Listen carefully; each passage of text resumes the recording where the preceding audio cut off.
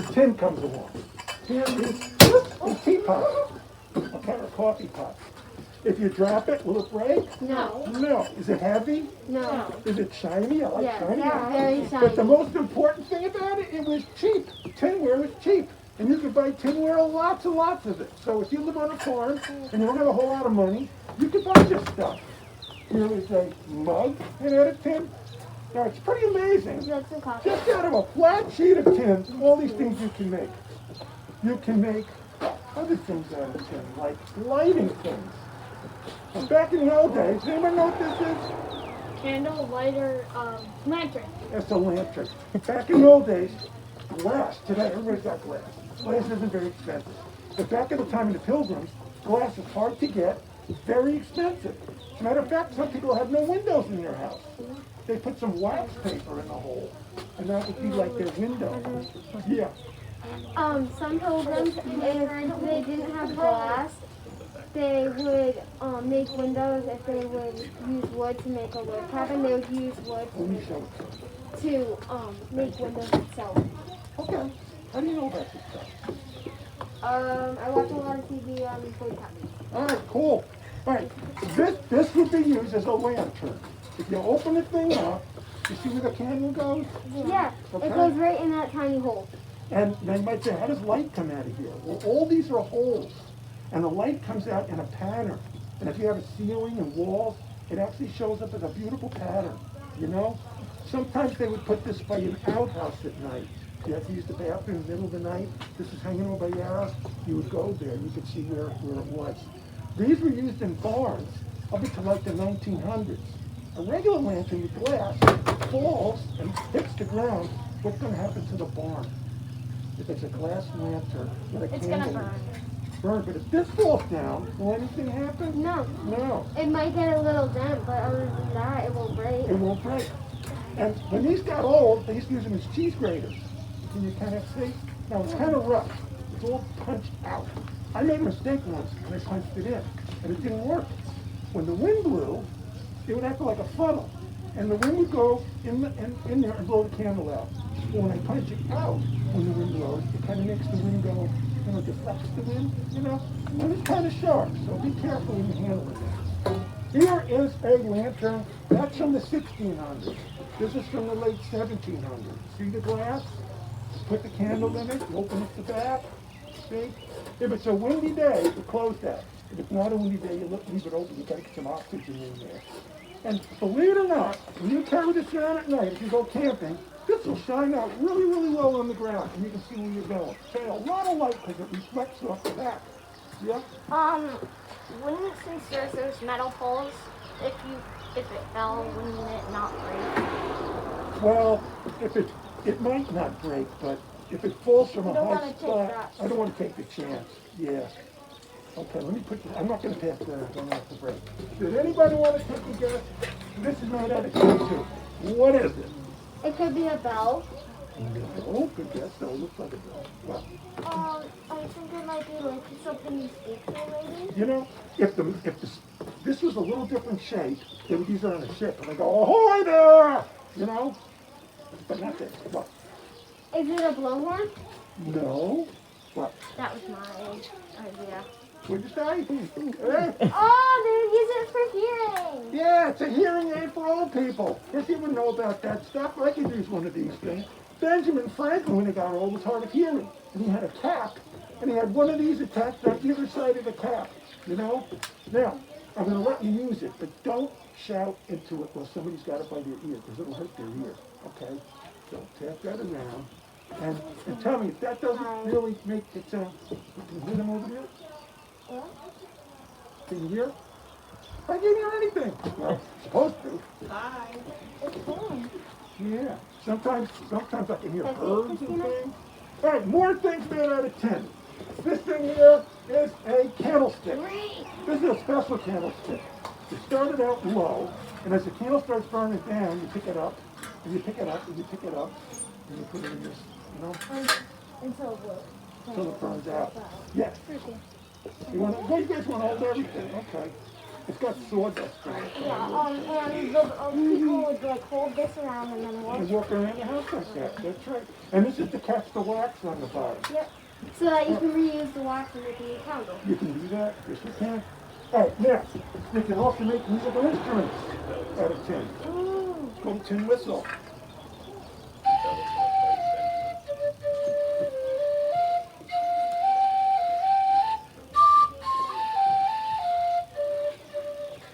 Penny whistles, tin whistles.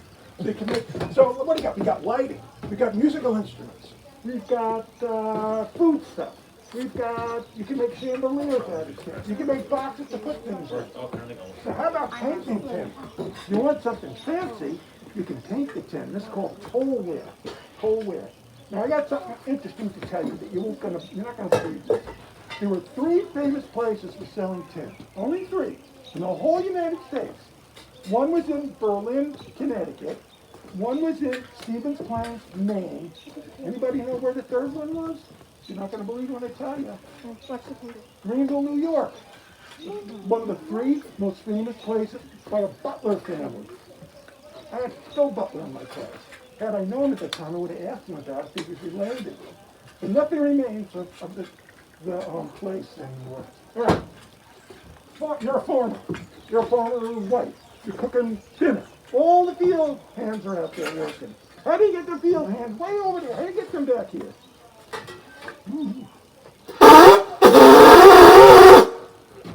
Pretty crummy sound, but It kind of sounds like a screaming boar. yeah, I know. They might go, gee, was that a sick cow or was that dinner time? Well, I think they come back in. Now, the tinsmiths make the tin. Then you got guys who come around to your house who repair tin. The guys who repair tin are called tinkers, okay? And they don't have a very good reputation. They can cause all kinds of trouble. And this is called a tinker's pig. The tinker who came to your house to repair the tin would have all of his tools in this thing, okay? Made out of tin. And then when he wanted to get his tools, he opened it up, okay? He didn't have a lot of tools. And this is where you put something called flux. I'll show you flux in a couple of minutes. Now, why do you think he called it a pig? Because it looks like a pig. It looks like a pig with the pig snout over here, you know? I gotta make that tighter for the law. Okay. Now, a toolbox. it is a toolbox, a portable toolbox. All right, so I'm gonna just clear the decks, as they say in the Navy. Okay. Hey, did this work for you? Did it make things? You know, hearing aid cost $1,000. That thing's a whole lot cheaper. I'll show you my tools in a minute. Let me keep cleaning up. This is a hammer made out of leather. Okay? So you can tell the leather is put all around like that. You don't want to hit the tin too hard. Make a big dent. You need something soft. Okay? Alright, so, oh, by the way, tin is not used anymore today. You know why? Why don't we buy tin stuff in the store? Because if you wanted to build something, you can use the tin to help you build it. No. You're probably not going to know. This is a hard question. Because they sell wood more than tin. Because That's true. it's more sturdy than tin. This is what people use in your kitchen. Plastic. Cheap, really cheap. So cheap, if you go to takeout, sometimes they give you this for nothing, you know? So plastic replaced tin. It won't rust, it's lightweight. If you drop it on the floor, it doesn't break. It's cheap. And this stuff here, stainless steel, never rusts, no matter what. Really, really strong. So people don't use tin anymore, except for people like me who want to show you about the past. There's tinfoil though. There is tinfoil, but tinfoil is really aluminum foil. They call it tinfoil because it used to be made out of tin. Hey, how about on your Christmas tree? Can you think of something that starts with tin that you hang on your Christmas tree? You think of anything? Tinsel. You hang tinsel on your Christmas tree? yeah. That originally was made from tin. All right, you guys, how do I make a mug? You ask. Here's the mug. The mug is made out of 3 pieces. Can you see them? 1, the handle. 2, the bottom. 3, the bottom. I gotta be real careful when I make this, because if it leaks, people are gonna get mad at me, you know? I'd like to take a drink and it will come down here, you know? So I'll show you how I solder it in a minute. Now for everything I make, I have a pattern. This is the pattern for this. There's 3 pieces. I keep them together so I don't lose them. Which part do you think this is? The body. Body. And this part is the Handle. Although it doesn't look anything like it right now.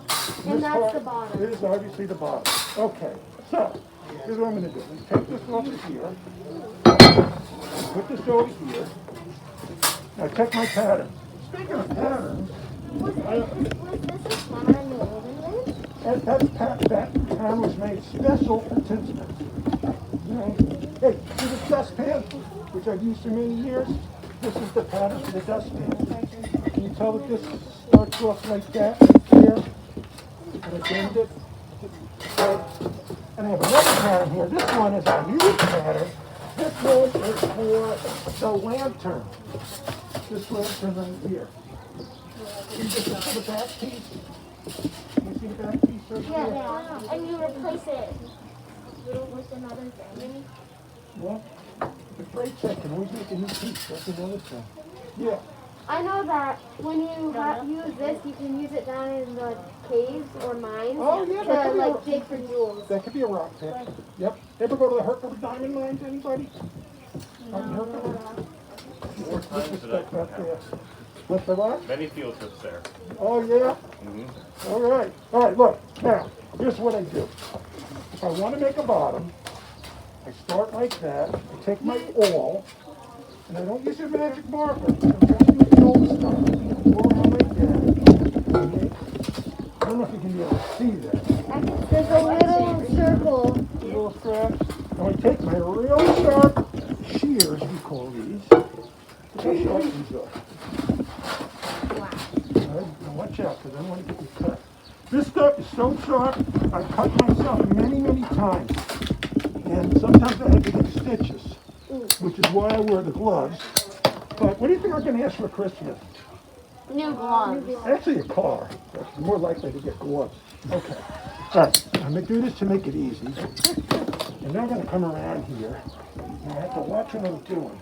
So now when you go around the tin, you go around the circle just so Okay, and that's not going to work. it doesn't work. Yeah, it's got to be round, right? Yeah. So I'm going around. Because you going don't want it to be a hexagon. Heck no. If it isn't perfectly sized, it won't fit the bottom of my, Yeah, like this. so I gotta go How is it real perfectly careful. If it's too small, it's no good. If it's too big, it's no good. Christina, can I check? It's kind of like the three bears. It can't be too big, too small, it can be just right. All right. I didn't get it quite as good as I'd like. But It's good enough. good enough to show you guys right Can I now. check, Christina? I have to make the lip come up. See, there's a lip here. I just can't put this on here like that. I have to have the lip. So how do I make a lip? I'm going to show you. Okay, this is one of my steaks called a bottoming steak. And I put it right here. Kind of back up a little bit, everybody. And here's what I'm going to do. I'm going to put this there. All right, watch. See what coming around?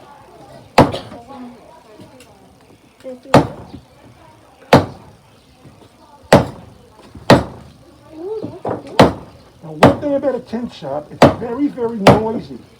They used to call tinsmiths tin knockers. And one time I was teaching a class, I had my tinsmith people in my class, and next door they were learning how to make soap. And the teacher came over from the soap class, and she said, "Will you stop making all that noise? I can't teach." And I said, "Well, I can't, because that's what we're doing here, you know?" So next year she had a different classroom.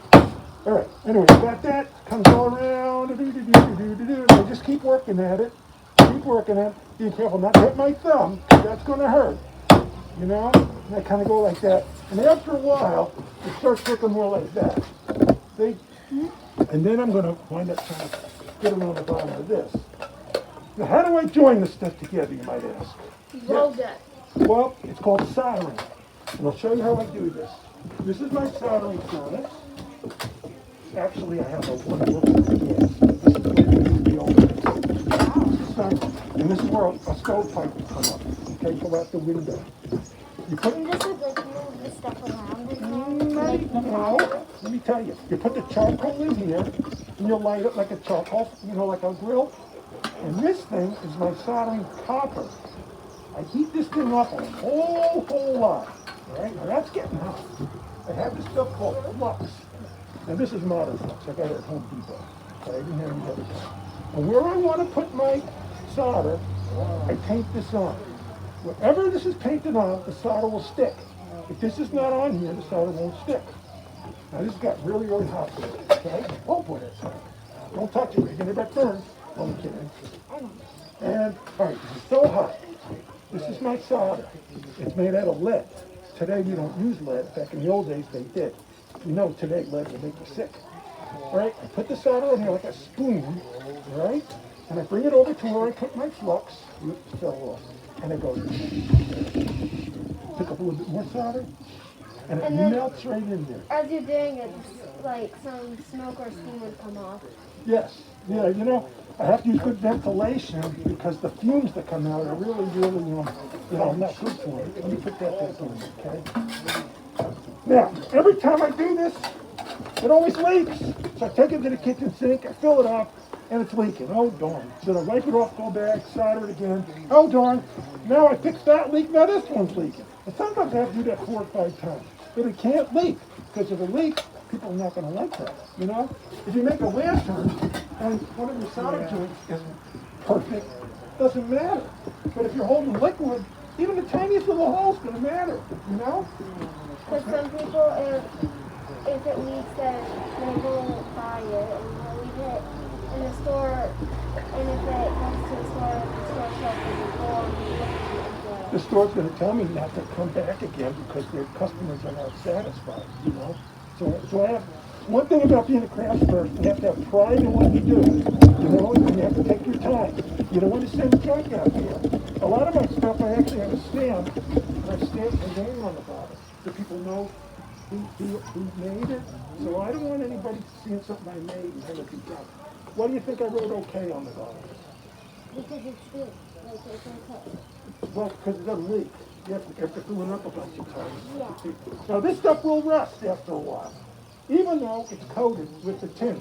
What people would do is as soon as they were done using it, you ever let your dishes dry in the side of that sink for a while? Yeah. You can't do that with this. You would put it on the wood stove, and the wood stove would dry it off real quickly. But that's what you would do. Yeah. Okay. Just like in the old days, just like in the old days when they had this, they would put it on a piece of wood with some other stakes on the ground, and then they would hang it on over the fire. Oh yeah, they would do that. Yes, they would. Let me show you pictures. Now, how would you buy tin? Well, you couldn't go to Walmart. If you lived on a farm around here, this guy would come to your house. Okay? And he'd be carrying things like brooms and tinware and all kinds of things that you could buy. Things you couldn't make on the farm. Farmers had no money because they never went into town. So they would trade him things that he needed.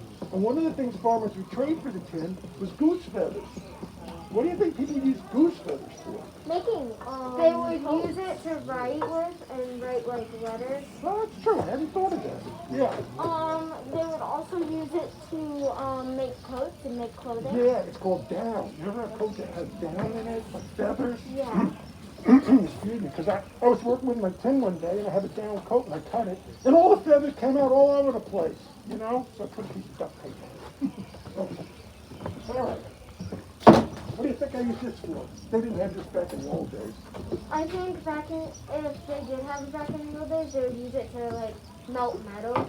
Actually, if stuff falls on the floor, I pick it up with just a hanky down. You use it, it's a magnet. Is what it is. It's a magnet, that's what it is. Now, you gotta be so careful when you're working with tin. Like one day, I just had a whole bunch of this stuff laying on my workbench, and I went down there like this, and I'm thinking, I realized, uh-oh, and I came up and I had a whole bunch of tin sticking to my elbow, you know? So you really have to learn how to be careful with this stuff, you know? Hey, you know, I was never good at sports when I was a kid. And all my buddies were good at sports, and I felt pretty crummy about that. And eventually, I found out that I was good at something, making things. And I love making things. And I guess I learned something when I was young. You can't be good at everything.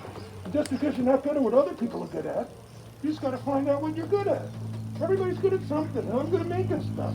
Yeah. What is the thing on the end before? This right here? No. I'll show me. This thing? That. Oh, this is my watch, so I know what time it is. Yeah. I didn't know what it was because it kind of looks like a compass. Oh yeah, it does. Now most people don't have watches anymore. They look at their cell phone. All right, let me show you what else I can do here with some of the other stakes. Okay, this stake is called a conductor stake. The conductor was a frame plate. These frame plates had it in. Even though it was rust after a while, they paint them. So I put this into my stake plate right there. These boots I have steel in them, because this thing keeps falling off all the time and getting me in the foot. So I have steel-toed boots. All right, now, I was making this. See this right here? What I did was, well, you know what? How much time do we have? What you use that for is 10 minutes? Oh, boy, I'm going to show you more time. it looks like the thing you just had. It looks like you use it to make it round. Yeah. Use algae. All right, look. I took this. Here's my pattern. Here's my pattern. I put it down there. I marked it off. And I cut it. That's the pattern I got. You got that? All right, now, this is going to be the body. Back up for a minute. This comes up over here. Now, here's what I want to do. I want to make one side bend like this, and the other side bend like this, so they can lock together. Does that make sense? So here's what I'm going to do. Watch your eye. I'm going to bend this side down this way.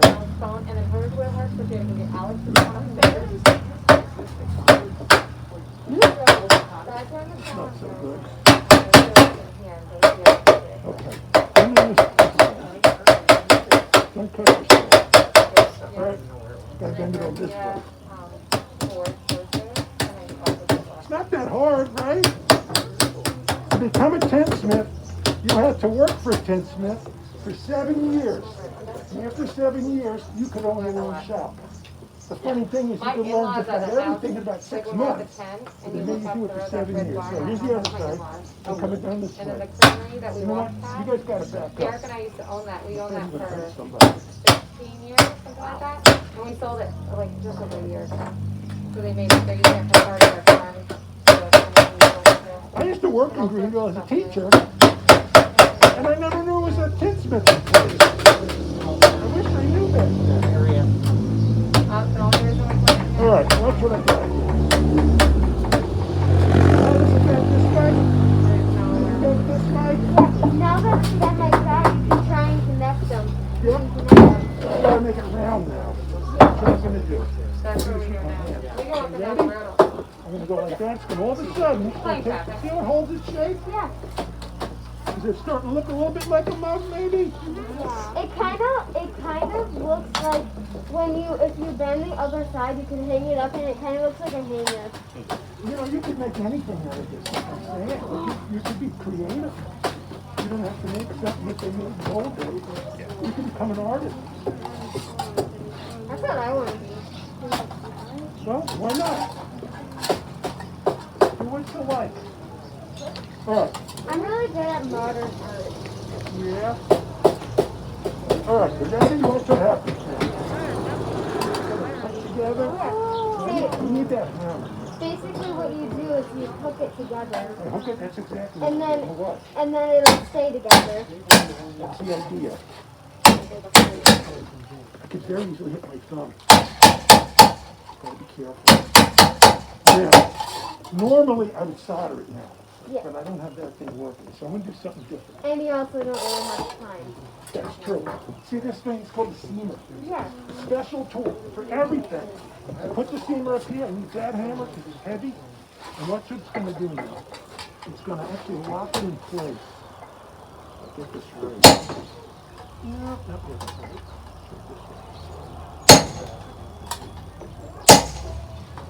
That is loud. You know, a tin shop is really loud. Imagine if you had 20 guys working there like this. But this isn't doing what I'm hoping it would do. Well, I think I made my channel rules. And then You know what's happening? Remember I said if I didn't solder it, it's going to come apart?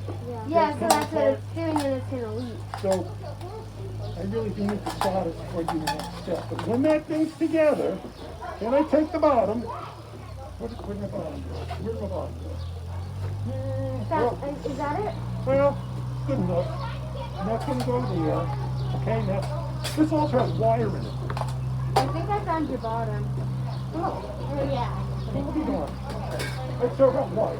Why do I, where's the motor? Here it goes. See this wire in here? Yeah.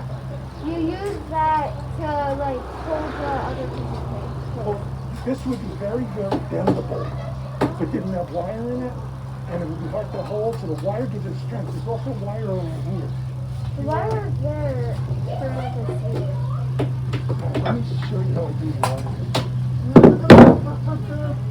Alright, here's the handle that I cut out. Okay? Very good. Look, I bent it over. So you're bend it over. Oh. I'm gonna bend it over. Yes, that's what I'm gonna show you. Yeah, we'll probably put it on. Go like this. So, like, just each presentation will be a separate video.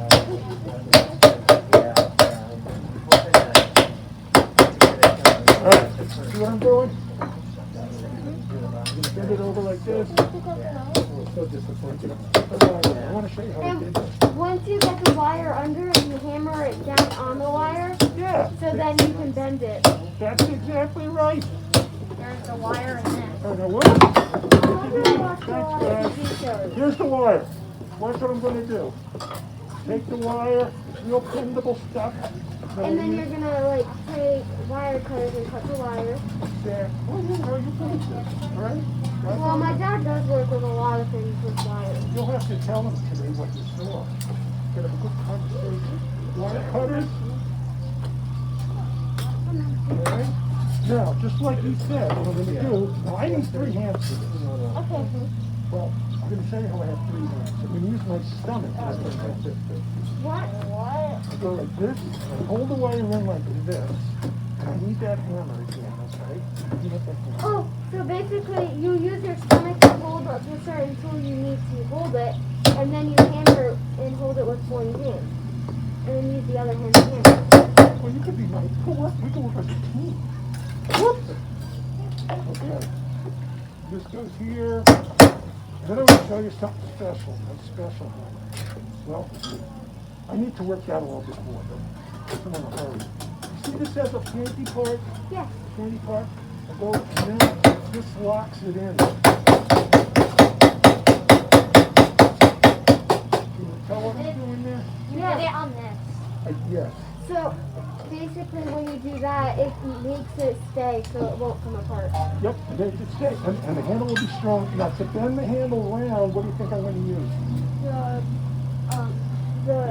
The pull that you were just using. Yep. You have to use the tool that you were using so that you can actually get it the way you Now, I didn't put 2 wires in. I'm just doing this to show you. But this will come around. Okay. And this will eventually become the handle. I just have to get it nice. This is going to be the top. This is going to be the bottom. See? And the inside of this. You know? Anybody have any questions so far? Where do I get my tools, you might want to know. I can buy them online, or there's antique stores. Sometimes in antique stores they have antique tools. Trouble is they're expensive. But, you know, you got to use the tools meant for the job. You can't use anything else. It's not going to come out too well, you know? Yeah. And sometimes if you have the tools that you don't want, you can actually use some of the leftover things you don't really want to use. So you can make tools. You could do Oh, that. I have a question. If you had tools that you didn't want, Yeah. then you could trade them for new tools. I've done that. I've done that. Did you make everything here? Yes, I did. Wow. I did everything, but I didn't paint that. I worked with a lady. I give her 2 of these unpainted. She paints both of them and gives me that one paint, and she keeps one. You know. And what I do is, like, you know, reenactments, you know, like Revolutionary War reenactments, the Civil War reenactments, where they dress up like soldiers. The guys there buy these things because they need things that are like authentic, you know. So that's where I sell most of that stuff. There's some craft stores. What I want to do is find a factory here for deaf people. Try to sell a bunch of these. So, And you could make really good money selling these. yeah, you got to find the right person. These are expensive. This thing here I sold for $55. All right. Go try it.